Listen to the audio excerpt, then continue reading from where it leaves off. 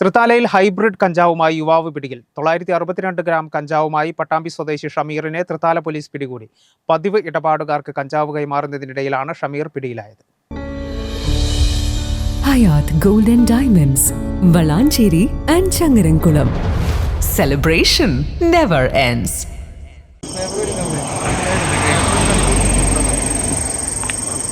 പതിവിടപാടുകാർക്ക് കഞ്ചാവ് കൈമാറുന്നതിനിടെ തൃത്താല തലക്കശ്ശേരിയിൽ വെച്ചാണ് കഴിഞ്ഞ ദിവസം രാത്രി പ്രതിയെ തൃത്താല പോലീസും ലഹരിവിരുദ്ധ സ്ക്വാഡും ചേർന്ന് പിടികൂടിയത്. 962 ഗ്രാം കഞ്ചാവുമായി പട്ടാമ്പി സ്വദേശി ഷമീറാണ് പിടിയിലായത്.